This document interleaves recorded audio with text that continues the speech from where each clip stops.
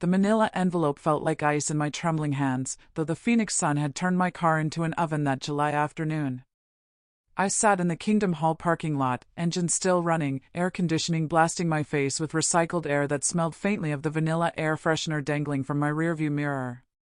Inside that envelope were photocopies of financial records I had accidentally discovered while organizing files in the back office, records that showed where the congregation's building fund money had actually gone over the past 3 years. My entire body shook not from the desert heat but from the realization that everything I had believed in for 47 years, every door I had knocked on, every family gathering I had skipped, every blood transfusion I had refused for myself and encouraged others to refuse, had been built on something far more fragile than I ever imagined.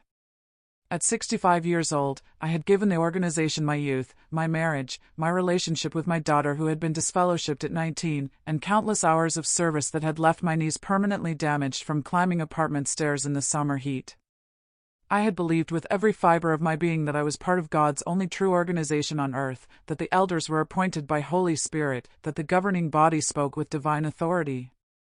The envelope in my hands contained proof that at least some of that belief had been catastrophically misplaced. Through the windshield, I could see Brother Stevens, the congregation's account servant for the past decade, loading boxes into his truck. The same Brother Stevens whose teenage son had come to me 6 months ago with allegations that I had reported to the elders, only to watch them handle it with the same two-witness rule that had protected so many abusers within our ranks. The same Brother Stevens who had just purchased a second home in Sedona while many in our congregation struggled to pay rent. My phone buzzed with a text from Sister Patricia, reminding me about the special needs talk scheduled for tonight's meeting, the one where they would be announcing new contribution arrangements. I looked down at the envelope again, then up at the Kingdom Hall where I had spent nearly half a century of my life, and I knew that whatever decision I made in the next few minutes would change everything forever. The air conditioning hummed, the vanilla scent grew stronger, and somewhere in the distance, I heard the familiar sound of the Kingdom melodies playing from someone's car radio, those songs I had sung 1,000 times believing they brought me closer to paradise. My name is Vera Schultz, and for most of my adult life, I was known as the sister who never missed a meeting, who always had her magazine route organized, who could recite scripture references faster than most elders, and who had pioneered for 30 consecutive years. People in the congregation would smile when they saw me coming, knowing I always had an encouraging word, always brought homemade cookies to gatherings, always volunteered to help with Kingdom Hall cleaning even when my arthritis made it painful to bend.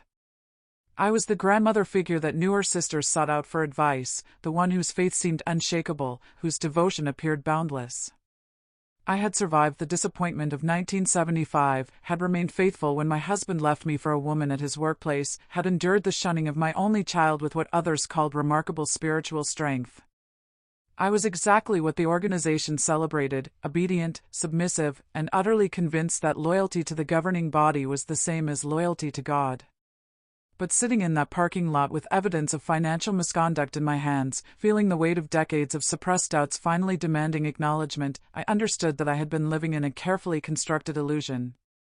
The cracks had been forming for years, tiny fissures that I had expertly plastered over with renewed dedication, increased service hours, and more intense personal study.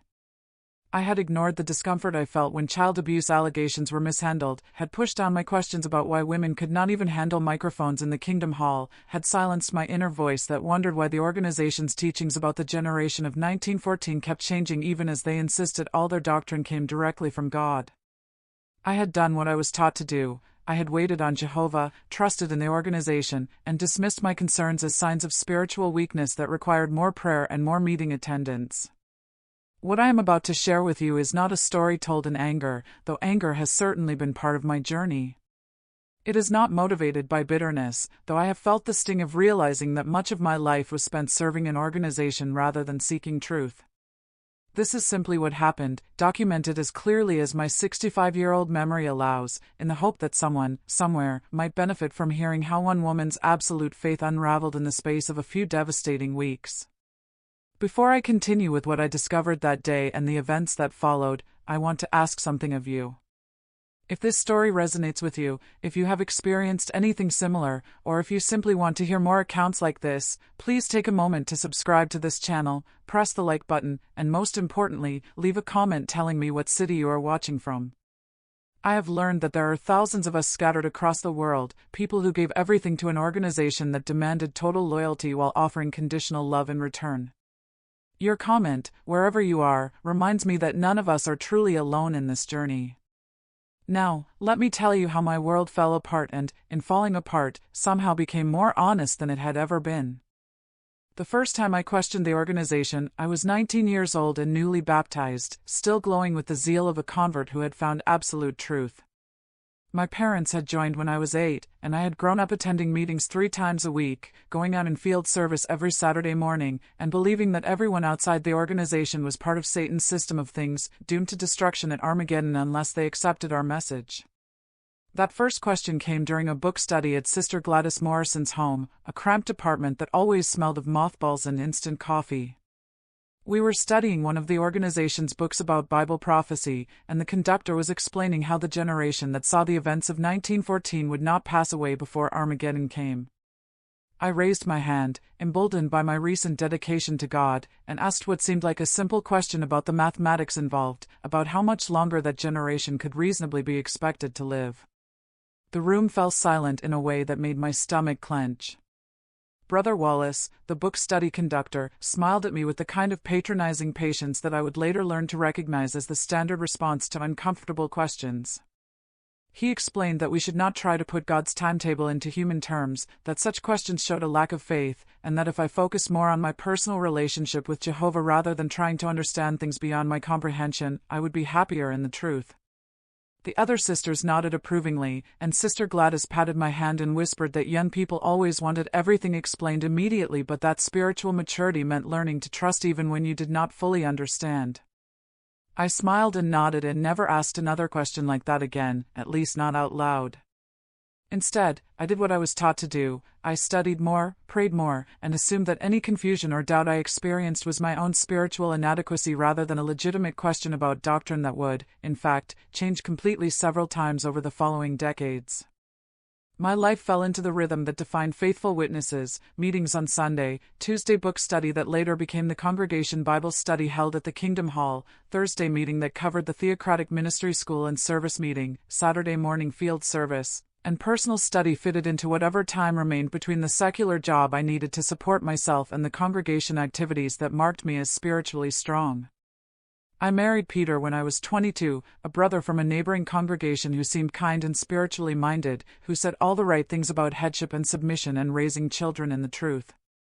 We pioneered together for the first 3 years of our marriage, living in a studio apartment and working part-time jobs that allowed us to devote 70 hours a month to the preaching work.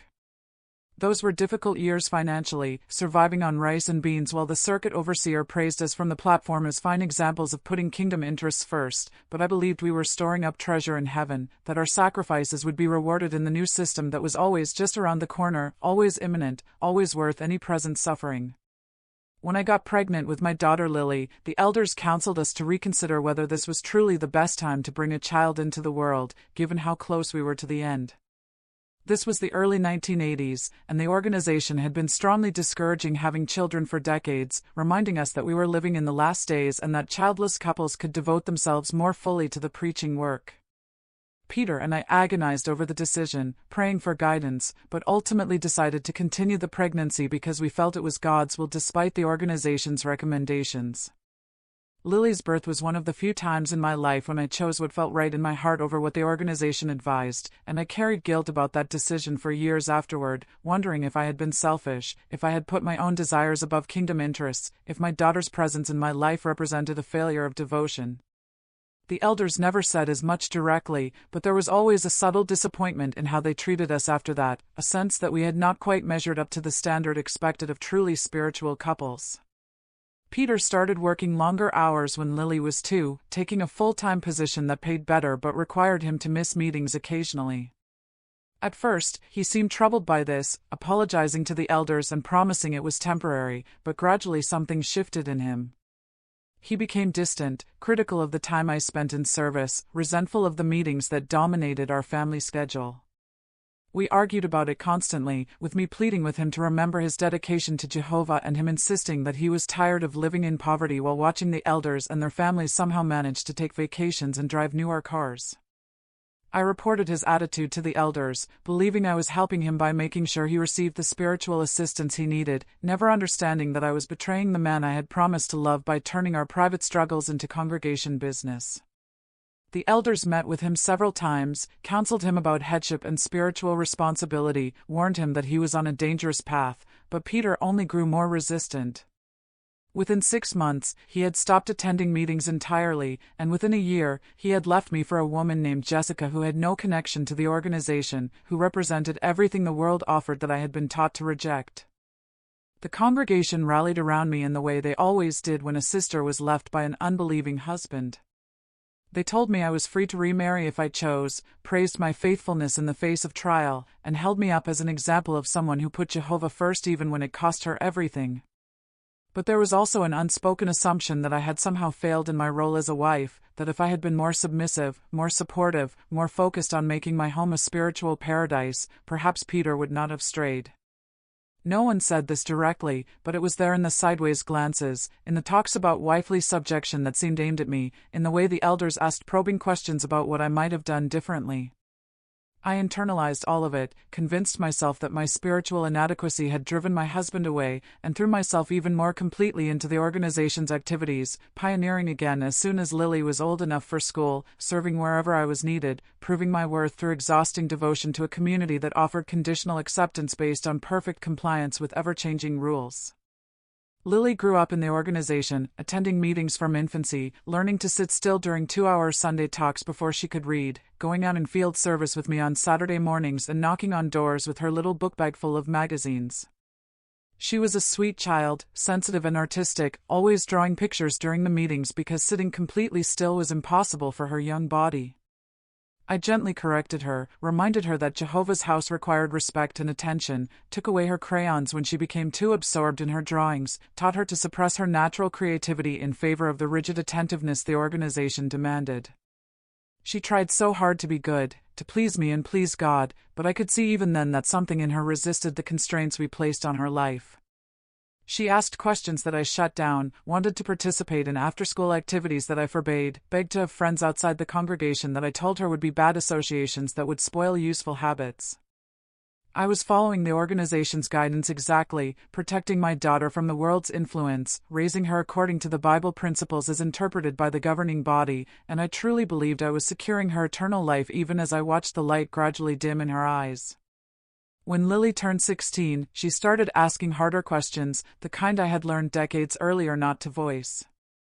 She wanted to know why women could not give talks from the platform, why the organization had predicted dates for Armageddon that had not come true, why we were taught that higher education was dangerous when clearly education gave people opportunities to help others more effectively.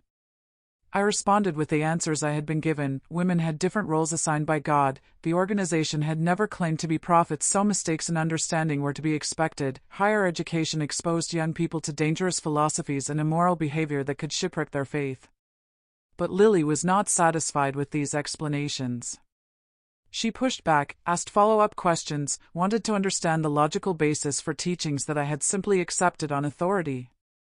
I grew frustrated with her, worried that she was developing an independent spirit that the organization warned was dangerous, and I made the decision to speak to the elders about my concerns, hoping they could help her see reason, never imagining that this decision would lead to losing her entirely. The elders met with Lily multiple times, counseling her about obedience and faith and the dangers of questioning God's organization. She tried to explain that she was not questioning God but rather wanted to understand why certain human policies existed, wanted to reconcile what she was taught with what seemed logical and fair, but they insisted that her attitude reflected pride and that pride came before a fall. They assigned her to meet with Sister Ramona, an older pioneer who specialized in helping young people who were struggling spiritually, but those meetings only made things worse. Lily came home from each session more withdrawn, more convinced that something was fundamentally wrong with an organization that demanded she suppress every question and accept every teaching without examination. I could feel her slipping away, could see the distance growing between us, but I did not know how to bridge it without compromising my loyalty to the organization. I was caught between my daughter and my faith, and I chose the organization, believing that tough love now would save her life in the long run, never understanding that I was choosing an institution over my own child. Just after her 19th birthday, Lily informed the elders that she no longer wanted to be one of Jehovah's Witnesses, that she could not in good conscience continue to represent an organization whose teachings she did not believe. She was not disfellowshipped for immorality or wrongdoing but rather chose to disassociate, which the organization treats exactly the same as disfellowshipping, complete shunning by all members, including family. The announcement was made from the platform on a Thursday evening, a brief statement that Lily Schultz was no longer one of Jehovah's Witnesses, and that was that. 40 years of my life and 19 years of hers, reduced to a single sentence that severed her from the only community she had ever known. The congregation was instructed to have no contact with her, to treat her as though she were dead, to avoid even greeting her on the street. And I complied. I followed the organization's direction exactly, convinced that shunning her was the only way to shock her into returning, that showing her the consequences of leaving would make her realize what she had lost and bring her back to the truth. That was 11 years ago, and in all that time, I have seen my daughter exactly 3 times, always by accident, always resulting in the kind of awkward, painful encounters where we both pretended we did not see each other because acknowledging each other's presence would violate the organization's rules. I do not know where she lives now, what she does for work, whether she is happy or struggling, whether she ever thinks about me or has written me off entirely as a casualty of the cult that raised her. I made a choice to obey the organization's shunning policy, and that choice has left a hole in my life that I filled with even more service, even more meeting attendance, even more desperate attempts to prove my faithfulness to a community that praised my obedience while I quietly suffered the loss of the only child I would ever have. This is what the organization demands, complete loyalty even when that loyalty requires you to sever the most fundamental human bonds, even when it means treating your own flesh and blood as though they no longer exist. The financial records I discovered by accident that July afternoon were not the first indication I had seen that something was wrong within our congregation's leadership, but they were the most concrete, the most undeniable. For the past 5 years, I had served as the secretary in the Kingdom Hall, organizing files, managing correspondence, and generally keeping the administrative side of congregation life running smoothly. The elders trusted me because I had proven myself reliable, discreet, and utterly loyal over decades of service. I had access to filing cabinets and documents that most publishers never saw, but I had never thought to question what I was filing or to look too closely at the financial information that passed through my hands. The organization taught us to trust the elders implicitly, to believe that they were appointed by Holy Spirit and therefore could be relied upon to handle congregation matters with integrity, so scrutinizing their decisions or their financial management seemed like a lack of faith, a failure to respect the theocratic arrangement. I was looking for last year's Circuit Assembly accounts report, needing to reference something for the upcoming audit, when I found a folder misfiled in the back of the cabinet, tucked behind hanging files that dated back a decade. The folder contained photocopies of bank statements for an account I did not recognize, statements that showed regular deposits from the congregation's building fund and regular withdrawals to personal accounts belonging to Brother Stevens and Brother Malcolm, another elder who served as the construction coordinator. The building fund was money that publishers donated specifically for Kingdom Hall maintenance and eventual renovation, money that was supposed to be carefully managed and used only for approved congregation expenses. Over 3 years, more than $70,000 had been diverted from that fund to personal accounts, disguised through a series of small transactions that anyone casually reviewing the accounts would have missed, but that became obvious when you saw all the statements together showing the clear pattern. My hands were shaking so badly I nearly dropped the papers. I stood there in the back office, surrounded by filing cabinets and shelves of literature, staring at evidence that 2 elders I had known and trusted for years were stealing from the congregation, and my first thought was not anger but terror. Terror that I had stumbled onto something I was not supposed to see, terror that possessing this knowledge made me responsible for what happened next, terror that challenging elders on something this serious would mark me as an apostate, someone who was attacking God's organization. I closed the folder, put it back exactly where I found it, and tried to return to my original task, but my mind kept circling back to what I had seen, kept trying to make sense of how this could happen if the elders were truly appointed by Holy Spirit, kept wondering how many other irregularities existed that I had been too trusting to notice. For 3 days, I said nothing. I attended the meetings, smiled at Brother Stevens when he gave me a friendly wave across the Kingdom Hall, listened to Brother Malcolm give a talk about the importance of generosity in supporting kingdom interests, and felt sick knowing what I knew. I prayed constantly, asking Jehovah for guidance, begging for some sign of what I should do, and receiving only silence in return. The organization had clear procedures for handling accusations against elders, procedures that required 2 witnesses to any wrongdoing before action could be taken, procedures that protected the accused far more than they protected the congregation from corruption. I had documentary evidence rather than eyewitness testimony, but I worried that the body of elders would dismiss it, would find some way to explain it away, would turn the situation around and make me the problem for having looked at documents I technically had legitimate access to but was not specifically supposed to be examining. On the 4th day, I made photocopies of everything in that folder, working late in the Kingdom Hall office when I knew I would be alone, my heart pounding so hard I thought I might pass out. Making those copies felt like a betrayal even though I was documenting actual theft, felt like I was acting against the organization even though I was trying to protect the congregation from corrupt leadership. This was the power of the indoctrination I had lived under for 47 years. Even when I had proof of wrongdoing by those in authority, my instinct was to protect them, to question myself, to assume that somehow I must be misunderstanding the situation because surely Holy Spirit would not appoint men capable of such deliberate fraud. But I made the copies anyway, tucked them into a manila envelope, and hid that envelope in my car's glove compartment, uncertain what I would do with it but knowing I could not simply forget what I had discovered. The same week I found those financial records, something else happened that shattered another piece of my carefully maintained faith. A young sister named Amy, barely 22 years old, approached me after a meeting with tears streaming down her face, asking if we could talk somewhere private. We sat in my car in the Kingdom Hall parking lot, and she told me that Brother Derek, one of the ministerial servants, had been sexually assaulting her for the past 6 months.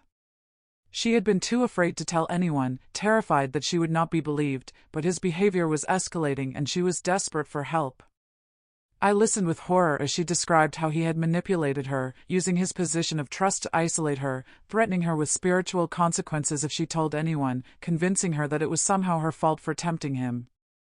Every word out of her mouth confirmed what I had heard whispered about for years but never wanted to fully acknowledge, that sexual abuse happened within the organization, that it was often mishandled, that victims were frequently blamed while perpetrators were protected. I told Amy I would go with her to report it to the elders, that she would not have to face them alone, and we went together the next evening to speak with Brother Patterson and Brother Malcolm. The meeting was worse than anything I could have imagined. The elders listened to Amy's account with stone faces, then immediately began asking her questions that felt more like an interrogation than an investigation. What was she wearing when these incidents occurred? Had she ever smiled at Brother Derek or given him any indication that his attention was welcome? Were there any witnesses to these assaults? When she said no, that the assaults had happened when they were alone, Brother Patterson leaned back in his chair and explained that according to Scripture and the organization's procedures, they needed 2 witnesses to wrongdoing before they could take action against a brother. Amy's testimony alone, no matter how detailed or credible, was not sufficient evidence. I felt something crack inside me during that meeting, watching this young woman being told that her trauma did not count because it happened in private, that her word was not enough to protect her or other potential victims, that the organization valued procedure and the reputation of an accused brother over the safety of a vulnerable sister. I spoke up, something I rarely did in meetings with elders, saying that surely there must be something they could do, some way to investigate the allegations or at least remove Brother Derek from positions where he had access to young sisters. Brother Malcolm gave me a stern look and reminded me that I was not an elder, that I did not understand the complexity of handling such matters, that the organization's policies were based on biblical principles and therefore could not be questioned no matter how difficult they seemed. He suggested that if Amy and I were truly concerned about congregation welfare, we should focus on praying more and trusting that Jehovah would handle matters in his own time rather than trying to force the elders to act according to our own limited understanding. Amy left that meeting devastated, and I left furious in a way I had not allowed myself to feel in decades. The organization had trained me to suppress anger, especially anger at those in authority, to view any critical feelings toward elders or policies as signs of pride and spiritual weakness, but I could not suppress what I felt as I drove home that night, could not stop thinking about how the same procedures that protected financial criminals like Brother Stevens also protected sexual predators like Brother Derek. How the 2-witness rule that sounded reasonable in theory became a shield for wrongdoers in practice. I thought about my daughter Lily, wondered if she had encountered similar situations that I had dismissed or minimized, wondered how many others had been harmed by an organization that prioritized its own image over the well-being of its members. The following Saturday, I saw Brother Derek working with a group of young people organizing the literature counter, laughing and joking with teenage girls who had no idea what he was capable of, and I felt physically ill. I approached the group and suggested that perhaps some of the older brothers could help with the literature counter instead, trying to create some distance between him and potential victims, but Brother Derek just smiled at me and said he enjoyed working with the young people, that it was important to train the next generation of publishers. The teenage girls looked at me like I was being unreasonable, interrupting their fun with an older sister's unnecessary caution, completely unaware that I was trying to protect them from someone who had admitted through his actions that he was a predator. I walked away from that encounter feeling helpless and complicit, knowing that my silence was allowing danger to persist, but also knowing that speaking more openly would mark me as causing division in the congregation, as attacking a brother without sufficient evidence, as being spiritually weak and rebellious. That same afternoon, I received a phone call from Sister Patricia, the elder's wife who coordinated much of the congregation's social activities. She wanted to let me know that there would be a special needs talk at the next midweek meeting addressing the problem of gossip and slander within the congregation, specifically addressing the need for sisters to be careful about making accusations against brothers without proper evidence. The timing was obvious. The elders were preemptively shutting down any potential talk about Brother Derek by framing Amy's legitimate complaint as gossip. This was the organization's standard response to allegations against those in authority: silence the victim, protect the accused, and warn the congregation against believing anything negative about appointed men. I had seen it happen before but had always trusted that the elders knew things I did not, that there were good reasons for their decisions even when those decisions seemed harsh. Now, holding evidence of financial fraud in my car and watching a sexual predator being protected by the same procedures, I could no longer maintain that trust. I started paying attention differently after that, noticing things I had trained myself not to see. I noticed how the elders' families always seemed to have money for vacations and new cars, while pioneers who worked part-time to maximize their service hours struggled to make rent. I noticed how young women who reported harassment were counseled about their dress and behavior, while young men who committed the harassment faced minimal consequences. I noticed how the organization constantly asked for donations, how every meeting included some mention of the financial needs of the worldwide work, how publishers were encouraged to leave their estates to the organization while being told that pursuing higher education to improve their own financial situation showed lack of faith, and how close the end was. I noticed how the same talks were given over and over, variations on the themes of obedience and loyalty and waiting on Jehovah, while questions about doctrine or policy were dismissed as evidence of independent thinking that was dangerous to spiritual health. Most painfully, I started noticing how isolated I had become, how the entire structure of my life revolved around congregation activities and congregation relationships that were fundamentally conditional. If I stopped attending meetings, stopped participating in service, stopped demonstrating the required level of devotion, those relationships would evaporate instantly, just as my relationship with Lily had evaporated when she chose to leave.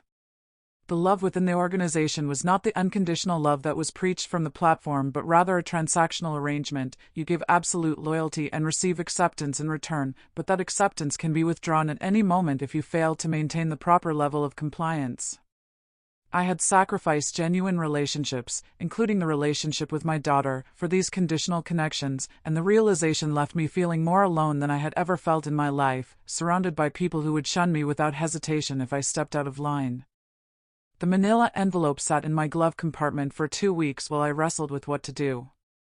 Every time I got in my car, I was aware of its presence, aware that I possessed evidence that could expose serious corruption, but that using that evidence would almost certainly result in my own destruction within the congregation. The organization's track record with whistleblowers was clear. They were treated as apostates, disfellowshipped for causing division, shunned by everyone they knew, their reputations destroyed through careful manipulation that made them look like the problem rather than those they exposed. I had spent 47 years building my life within this community, and using those documents would mean losing everything I had known, everyone I considered friends, the entire structure of meaning and purpose that had organized my existence since I was 18 years old. But I kept thinking about Amy, about how she had trusted me with her trauma and I had led her directly into a system designed to protect her abuser. I kept thinking about all the money that had been stolen from hardworking publishers who donated from their limited resources because they believed those funds would be used for sacred purposes. I kept thinking about my daughter Lily, wondering if she had tried to report problems and been shut down the same way, wondering if her questions had been legitimate all along and I had been too indoctrinated to hear them. The thought that tormented me most was the possibility that I had wasted my entire adult life serving an organization that was not God's sole channel of truth on earth, but rather a high-control group that used scriptural interpretation to maintain power over its members. If that was true, then everything I had sacrificed, everyone I had hurt in the name of faithfulness, had been for nothing. I decided to start by approaching the coordinator of the body of elders, Brother Patterson, a man I had known for 20 years and who had always seemed fair and reasonable in his dealings with publishers. I requested a private meeting, telling him I had concerns about congregation matters that needed to be addressed, and he agreed to meet me at the Kingdom Hall on a Tuesday afternoon when no one else would be around. I brought the envelope with me, my hands shaking as I laid out the photocopied bank statements on the desk in the back office, explaining how I had found them and what they showed. Brother Patterson examined the documents carefully, his expression unreadable, while I sat across from him feeling like I might vomit from the anxiety of this confrontation.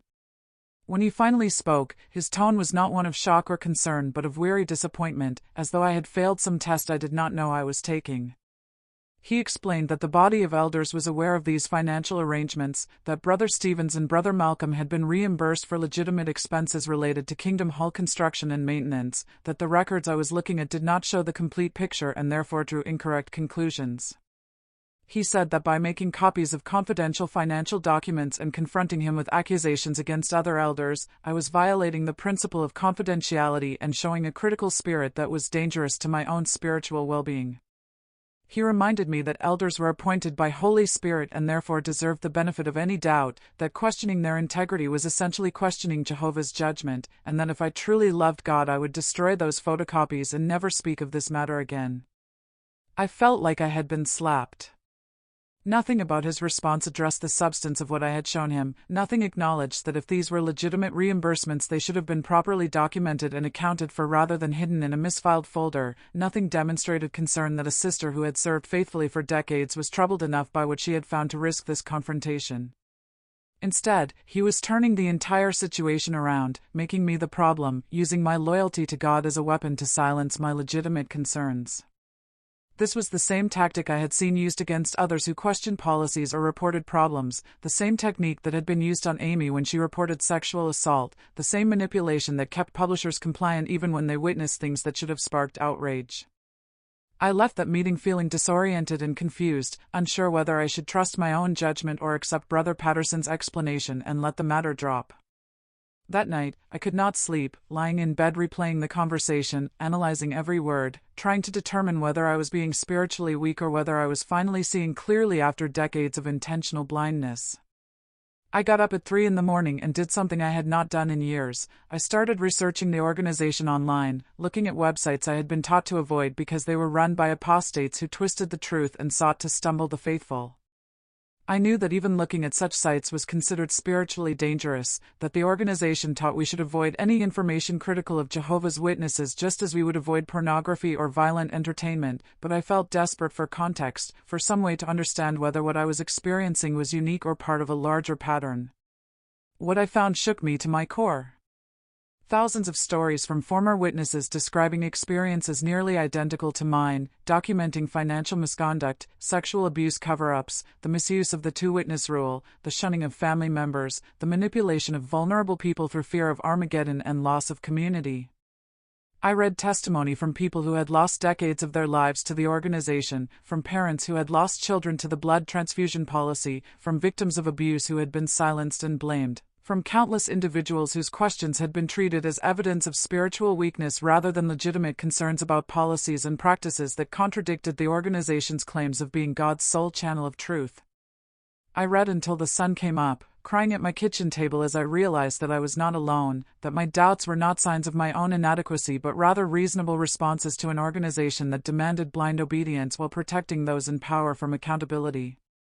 The websites I read also documented how the organization's teachings had changed repeatedly over the decades, how doctrines once presented as absolute truth had been quietly revised or abandoned, how dates for Armageddon had been predicted and then explained away when those predictions failed. I learned that the generation teaching that had troubled me when I was 19 had changed at least 5 times since then, each time with the governing body insisting the new understanding was clearer light from God rather than acknowledging they had been wrong.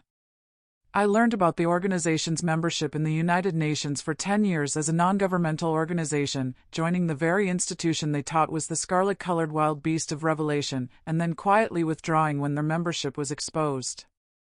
I learned about court cases around the world where the organization had paid millions in settlements to abuse victims while never acknowledging fault publicly or changing the policies that enabled the abuse to continue. Every piece of information I found contradicted what I had been taught about the organization being transparent, honest, and guided by Holy Spirit. If God was truly directing this organization, why would He allow such widespread corruption and abuse?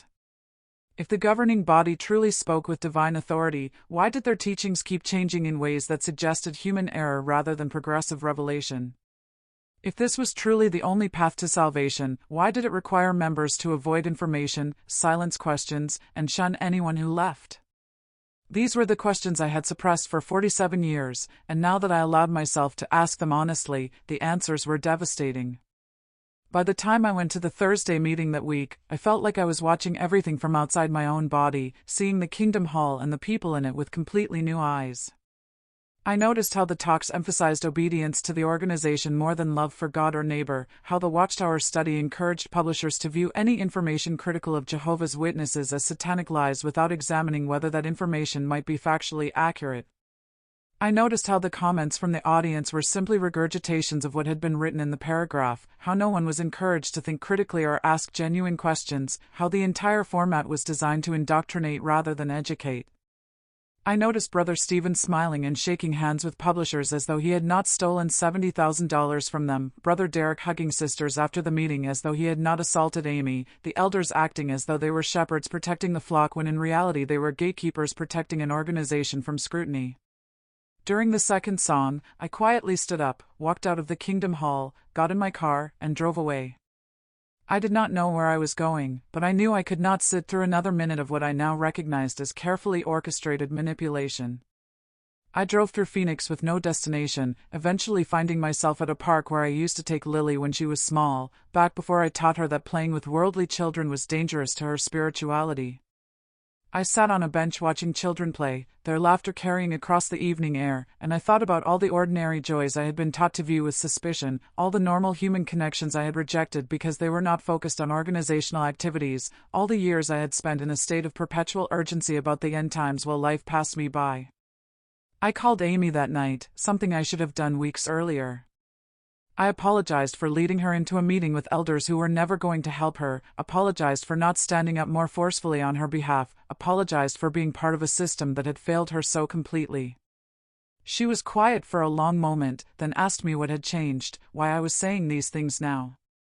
I told her about the financial records, about my meeting with Brother Patterson, about the research I had done online, about the realization that we had both been manipulated by an organization that claimed to represent God but acted like any other human institution protecting its own interests. She started crying, and I realized these were tears of relief, the relief of finally being validated after being made to feel like her trauma was her own fault. We talked for 2 hours, sharing our experiences, acknowledging the harm that had been done to us, beginning the difficult process of disentangling our identities from an organization that had defined us for so long. The next morning, I received a call from Brother Patterson informing me that the elders wanted to meet with me, that my absence from the previous night's meeting had been noted and that my recent behavior suggested I was struggling spiritually. The meeting was scheduled for Saturday afternoon, and his tone made it clear that this was not optional. I understood what was happening. They were going to try to intimidate me back into compliance, to isolate me from anyone who might support me, to either force me to submit or to disfellowship me for apostasy. I had watched this process happen to others over the years, had even supported it when I believed it was necessary to keep the congregation spiritually clean, and now I was the target. The thought terrified me, but it also clarified something important. I had already lost the most important relationship in my life when I shunned Lily, and I was not willing to continue sacrificing my integrity and my peace of mind to maintain relationships that were conditional on my silence about wrongdoing.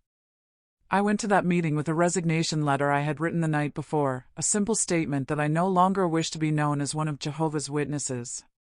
The meeting room felt suffocating, 3 elders sitting across from me with expressions that mixed concern with barely concealed hostility. They asked me questions designed to determine whether I was simply struggling with doubts that could be corrected through additional study or whether I had crossed the line into apostasy that required shunning. I refused to play their game. I told them I was disassociating by my own choice, that I no longer believed the organization spoke for God, that I could not in good conscience continue to support an institution that covered up abuse and financial misconduct while claiming divine authority. The temperature in the room dropped immediately. Brother Patterson leaned forward and told me I was making the worst mistake of my life, that I was turning my back on Jehovah and guaranteeing my own destruction at Armageddon, that everyone I knew would be required to shun me completely, that I would be utterly alone because I had chosen pride over humility. I looked at him and felt nothing but pity that he was so trapped in the system that he genuinely believed threatening me with eternal destruction and social death would make me reconsider, pity that he had probably sacrificed his own authenticity and integrity to maintain his position within the organization. I handed him my resignation letter, stood up, and walked out while he was still talking, and I felt lighter with every step I took away from that Kingdom Hall, as though I was shedding weight I had been carrying so long I had forgotten it was there. The announcement was made the following Thursday, the same brief statement I had heard dozens of times before about others: Vera Schultz is no longer one of Jehovah's Witnesses. With those words, I ceased to exist for everyone I had known for 47 years. The sisters I had pioneered with, the families I had studied with, the people I had helped through difficult times, all of them were now required to treat me as though I had died, to avoid even basic greetings if they encountered me on the street. My phone stopped ringing immediately. The text messages that had filled my days with congregation news and service arrangements disappeared overnight. The sense of belonging that had been the foundation of my entire adult life evaporated as though it had never existed, revealing the truth that the love I had believed was genuine had always been contingent on my compliance. The first few weeks were brutally difficult. I would wake up in the morning and automatically think about what meeting I needed to attend or what field service arrangement I had scheduled, then remember that I was no longer part of any of it and feel a wave of loss so intense it was physical. Everything in my apartment reminded me of my former life, the literature I had accumulated over decades, the meeting clothes hanging in my closet, the calendar on my wall marked with circuit assembly dates and memorial invitations. I went through my space methodically, packing up everything connected to the organization, crying over items that represented memories now tainted by the understanding of what I had been part of. The books I had studied so carefully, believing they contained life-saving truth, went into boxes. The convention badges I had saved, the pioneer service pins I had worn so proudly, the photographs of me at assemblies smiling with other sisters who would now shun me, all of it packed away as I dismantled the physical evidence of my former identity. The loneliness was overwhelming in ways I had not anticipated. I had structured my entire social life around congregation activities, and without those activities I had no idea how to connect with people, where to meet anyone, how to build friendships not based on shared religious beliefs. I was 65 years old and starting over with no support system, no community, no framework for understanding who I was apart from being a Jehovah's Witness. I went to a grocery store and saw Sister Patricia in the produce section, and when I smiled at her she literally turned her back and walked away as though I were invisible. That small moment of casual cruelty hurt more than I expected, the physical manifestation of being erased from the lives of people who had claimed to love me. I stood there holding a bag of apples, tears streaming down my face, while other shoppers walked past wondering what could make an older woman cry in the middle of a supermarket. But gradually, something unexpected began to happen. As the initial grief and disorientation faded, I started to feel something I had not experienced in decades: freedom. Freedom to think my own thoughts without constantly checking them against organizational doctrine, freedom to ask questions without fear of being labeled spiritually weak, freedom to make decisions based on what seemed right rather than what the elders approved. I started reading books I had been told were dangerous, watching documentaries about subjects the organization discouraged, having conversations with people I would have previously avoided as bad associations. Each of these small acts of autonomy felt revolutionary, like I was reclaiming parts of myself I had suppressed so long I had forgotten they existed.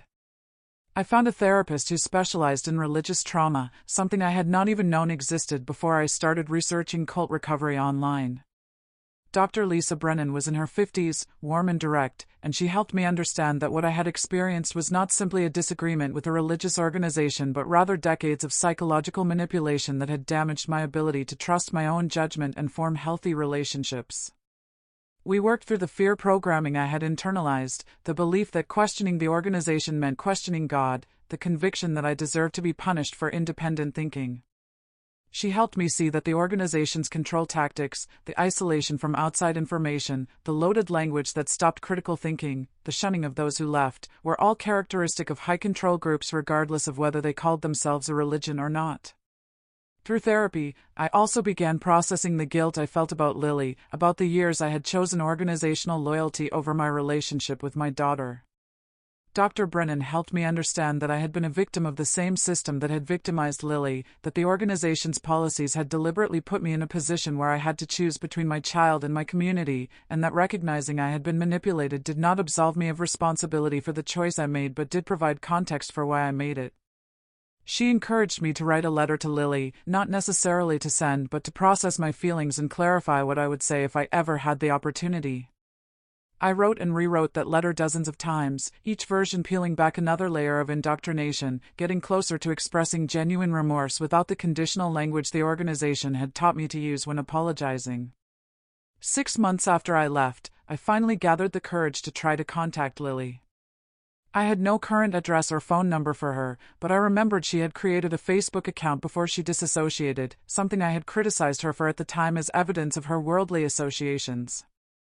I created my own account, feeling like I was doing something illicit, and searched for her name. There she was, living in Seattle, working as a graphic designer, her profile full of photographs showing a life I knew nothing about. She looked happy in those photos, genuinely happy in a way I had rarely seen during her teenage years in the organization. I stared at images of my daughter for hours, seeing her with friends at concerts, at art exhibitions, hiking in mountains, all the normal activities I had taught her to view with suspicion, and I realized she had built a full, rich life without me, without the organization, without any of the things I had believed were necessary for happiness. I sent her a message, keeping it brief, simply saying that I had left the organization, that I understood why she had left all those years ago, that I was sorry for shunning her and would understand if she did not want to respond, but that I hoped someday we might be able to talk. I hit send before I could second-guess myself, then spent the next 3 days obsessively checking my account for a response, terrified that she would ignore me, that I had burned that bridge too thoroughly to ever rebuild it. When her response finally came, it was cautious but not hostile. She said she needed time to process, that my message had brought up a lot of painful memories, but that she was willing to talk if I was genuinely no longer part of the organization and if I understood that she would never return to it. We exchanged several messages over the following weeks, tentatively rebuilding trust, and eventually agreed to meet for coffee when she visited Phoenix for work. That first meeting was awkward and painful and wonderful all at once. Lily had become a woman I barely knew, confident and articulate and clearly still carrying wounds from her childhood that my choices had inflicted. We sat in a coffee shop in downtown Phoenix, and she told me about the therapy she had needed to recover from the religious trauma of growing up as a witness, about the difficulty of building an identity when everything she had been taught about herself was designed to suppress her authentic self, about the anger she still carried toward me for choosing organizational loyalty over her. I listened without defending myself, without making excuses, simply acknowledging the harm I had caused and taking responsibility for it. I told her about what had led me to leave, about discovering the financial fraud and the abuse cover-ups, about realizing that the organization I had sacrificed everything for was not what it claimed to be. Lily was quiet for a long time after I finished talking, stirring her coffee and staring out the window at the Phoenix Street scene. Finally, she looked at me and said that she was glad I had gotten out but that my leaving did not erase the years of damage, that she had needed a mother who would stand up for her when she was 19 and questioning teachings that did not make sense, not a mother who reported her concerns to elders and then shunned her for refusing to pretend she believed things she did not. Her words hurt, but they were true, and I told her so. I told her I could not undo the past but that I wanted whatever relationship she was willing to have going forward, that I understood I had to earn back her trust rather than expecting her to simply forgive me because I had finally seen what she had seen years earlier. We parted that day without any clear resolution, but we exchanged phone numbers, and that felt like a beginning. Over the following months, Lily and I spoke on the phone occasionally, brief conversations that gradually became longer and more comfortable as we learned how to relate to each other outside the framework of the organization. She told me about her life, her work, her girlfriend Rachel, who she had been with for 3 years, and I realized how much of her authentic self she had hidden during her teenage years because the organization taught that who she was fundamentally was wrong and needed to be suppressed. I apologized for the homophobia I had expressed when she was younger, for teaching her that her natural orientation was a sin against God, for being part of the system that had made her hate herself before she learned to accept herself. She accepted my apology but made it clear that accepting it did not mean forgetting what I had done, that rebuilding our relationship would be a long process that required me to consistently demonstrate that I had genuinely changed rather than simply stating that I had. The work of rebuilding trust with Lily was hard, but it was also the most meaningful thing I had done in years. Every conversation where I listened to her perspective without defending the organization or my past choices, every time I acknowledged her pain without minimizing it, every moment I chose honesty over the comfortable lies I had believed for so long, felt like I was becoming more fully human after decades of suppressing inconvenient truths. I started to understand that love, real love, was not conditional on agreement or compliance but rather required accepting people as they were, supporting them in becoming who they were meant to be rather than trying to force them into a predetermined mold. This was the opposite of everything the organization had taught me about love, and learning it at 65 years old felt both tragic and liberating.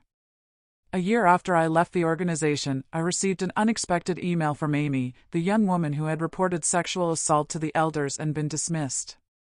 She had also left, disfellowshipped for what the organization called loose conduct after she began dating a man she met at work, though she told me the real reason was that she had refused to stop talking about how her abuse allegation had been handled. She was struggling with the isolation of being shunned by her entire family, with the guilt the organization had programmed into her about leaving, with the financial hardship of supporting herself without the network of witnesses who had previously helped her find jobs and housing. She asked if we could meet, if I had any advice for navigating life after the organization, if I knew of any resources that might help her understand what she had been through. We met at the same coffee shop where I had met with Lily, and I saw in Amy's face the same combination of grief and relief I had experienced in my early months out of the organization. She was angry at herself for not seeing the problems sooner, angry at the elders for failing to protect her, angry at her family for choosing organizational loyalty over their relationship with her, and underneath all that anger was profound sadness at losing everything she had known. I shared my own story with her, including the parts one was not proud of, the ways I had been complicit in maintaining a system that harmed people, the realization that having been victimized by the organization did not excuse the harm I had done to others while operating within it.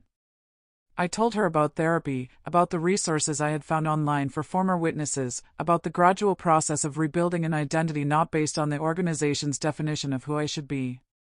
Amy asked me if I believed in God anymore, if losing faith in the organization meant losing faith in everything, and I told her honestly that I did not know. I still felt something I might call spiritual connection when I saw beauty in nature or experienced moments of genuine human connection, but I no longer believed in the angry, vengeful God the organization had taught me about, the God who was preparing to destroy billions of people for not belonging to the right religion. I told her that I was learning to sit with uncertainty, to accept that I might never have definitive answers to ultimate questions, that not knowing was uncomfortable but also honest in ways that the organization's absolute certainty had never been. She nodded, said she was experiencing something similar, that she was angry at God for allowing her to be abused and then punished for reporting it, but that she also was not ready to completely abandon the possibility of some kind of higher power or purpose. Through my relationship with Amy and my reconnection with Lily, I began to understand something crucial. The organization had taught me that leaving meant isolation and misery, that life outside the truth was empty and meaningless, that former witnesses were universally bitter and unhappy. This was a lie designed to keep people from investigating what life might be like beyond the organization's control. The truth was that life outside the organization was harder in some ways, requiring me to take responsibility for my own decisions rather than deferring to authority, but it was also richer, more authentic, more aligned with reality than the carefully constructed worldview I had been living within for 47 years. The people I met who had left the organization were not the miserable apostates I had been warned about but rather individuals working through trauma, rebuilding their lives, finding meaning and purpose outside the narrow confines they had been taught were the only acceptable options. I started attending a support group for former members of high-control religious groups, meeting in a community center in Tempe every Tuesday evening. The group included former witnesses, but also people who had left other organizations with similar control structures, fundamentalist Mormons, ultra-Orthodox Jewish communities, strict evangelical churches, and others.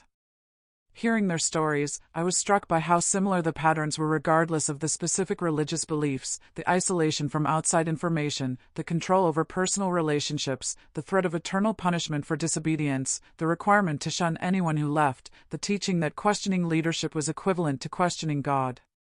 We shared our experiences of recovering from these systems, the difficulty of learning to trust our own judgment, the process of grieving for lost years and lost relationships, the small victories of reclaiming our autonomy and building lives based on our authentic values rather than imposed doctrine.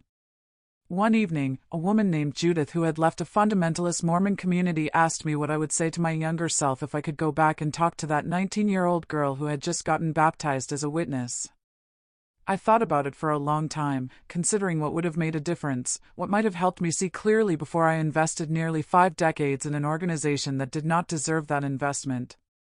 Finally, I said I would tell her that being certain feels safer than being uncertain, but certainty that is maintained by refusing to examine contrary evidence is not faith but rather fear disguised as faith.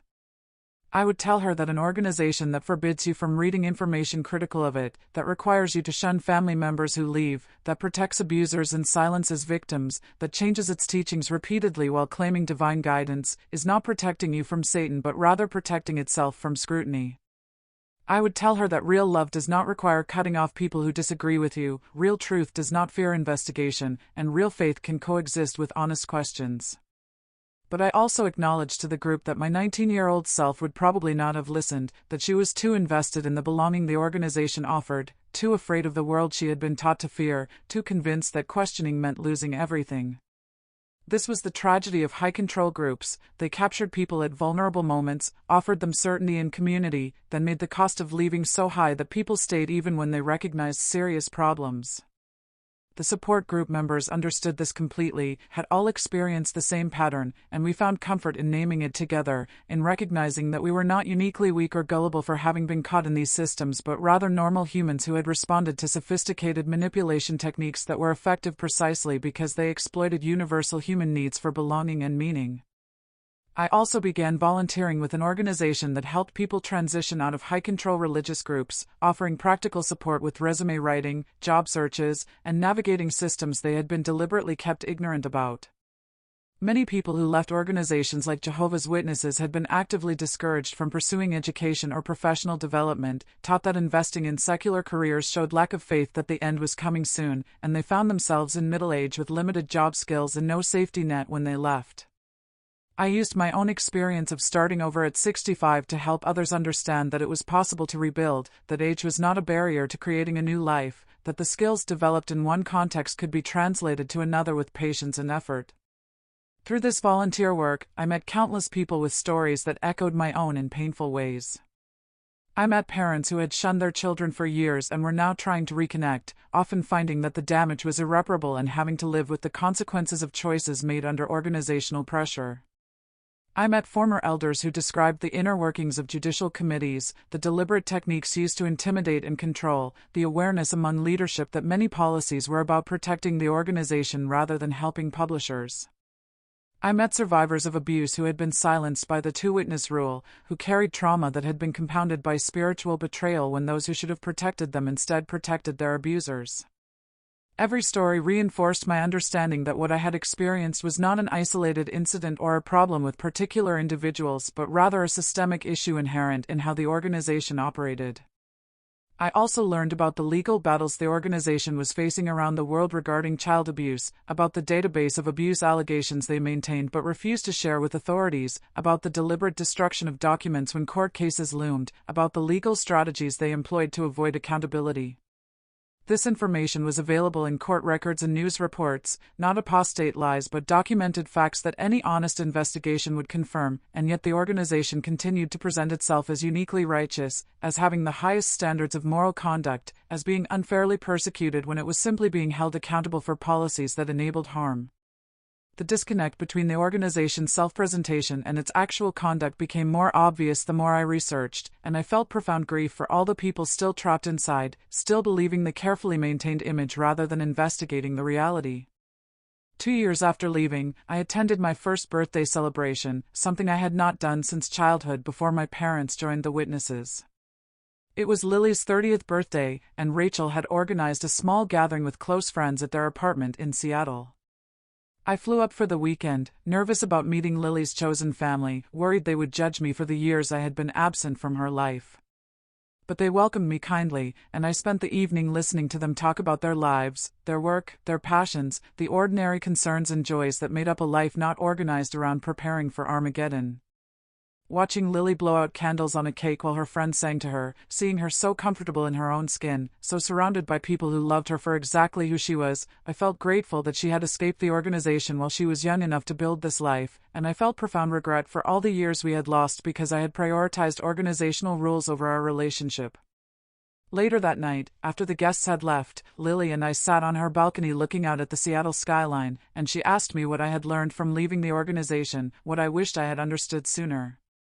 I told her that the most important lesson was that loyalty to truth required being willing to follow evidence wherever it led, even when it led away from beliefs that had organized your entire life, even when it meant admitting you had been wrong about fundamental things, even when it cost you community and identity and everything you thought you knew about yourself. I told her I had learned that institutions claiming to speak for God should be held to higher standards of accountability rather than lower ones, that claiming divine authority did not excuse human corruption, that protecting an organization's reputation at the expense of victims was the opposite of godly conduct no matter how much scripture was cited to justify it. Lily was quiet for a moment, then said she forgave me, truly forgave me, not because I deserved forgiveness but because holding on to anger was preventing her from fully moving forward with her own life. She said she understood that I had been a victim of the same system that had victimized her, that recognizing that did not erase the harm I had caused but did provide context that made forgiveness possible. She said she was proud of me for having the courage to leave at 65, that she knew how difficult it was to walk away from everything you had known, that she hoped we could build something genuine going forward now that neither of us was operating within the organization's framework. We sat there together in the cool Seattle night, my daughter and I felt closer to her than I had in the entire time she was growing up, because for the first time we were both being honest rather than performing the roles the organization had assigned us. I am 67 years old now, 2 years out from the organization that defined most of my adult life, and I am still learning how to be a person rather than a role. I am learning to make decisions based on what seems right rather than what an authority figure tells me is right, to sit with uncertainty rather than grasping for absolute answers, to value honest questions over comfortable certainties. I am learning to recognize manipulation when I see it, to trust my own judgment, to maintain healthy boundaries with people and institutions that demand unquestioning loyalty. This learning process is difficult and often painful, requiring me to constantly examine thoughts and reactions that were shaped by decades of indoctrination, but it is also profoundly liberating, allowing me to gradually become more authentic, more whole, more aligned with reality than I ever was within the organization's carefully constructed worldview. My relationship with Lily continues to heal slowly, built on honest conversations rather than the superficial interactions the organization encouraged, based on genuine acceptance rather than conditional approval tied to her compliance with religious rules. She will never have back the teenage years when she needed a mother who would advocate for her rather than reporting her doubts to elders, and I cannot undo the pain of shunning her for 11 years while she built a life without me. But we have now, and we have the possibility of future years together, and I am committed to showing up as the mother she deserved all along, even if I have to learn how to do that at an age when many people are settling into fixed patterns rather than fundamentally changing. Rachel has become part of our family as well, and I am learning to embrace the daughter-in-law I was taught to reject, finding that love expands rather than contracts when you remove the artificial limits imposed by religious doctrine. I think often about the manila envelope in my glove compartment on that July afternoon 2 years ago, about the choice I made to confront corruption rather than remain silent, about how that single decision changed the entire trajectory of my remaining years. I think about how close I came to simply destroying those documents and continuing on as I had been, maintaining my position in the congregation, keeping my conditional relationships, never having to face the terrifying work of rebuilding my life at 65 years old. I think about all the people still inside who have seen things that trouble them but who choose silence over the devastating consequences of speaking up, and I understand their choice even as I wish they would make a different one. I think about Amy and the others I have met through support groups and volunteer work, about the collective healing that happens when survivors share their stories and validate each other's experiences, about the community we are building outside the organization based on authentic connection rather than manufactured unity through enforced belief. Most of all, I think about what it means to live with integrity, to align your actions with your values even when doing so costs you everything you thought you needed, to choose truth over comfort even when truth is uncertain and uncomfortable. My life as a Jehovah's Witness ended on that July afternoon when I saw evidence of corruption I could not ignore and made the choice to investigate rather than suppress my concerns, but my life as myself, as Vera Schultz apart from any organizational identity, began in that moment as well. I lost 47 years to an organization that did not deserve that investment, lost my daughter for 11 of her most formative years, lost countless relationships and opportunities because I was taught that faithfulness required narrowing my life rather than expanding it.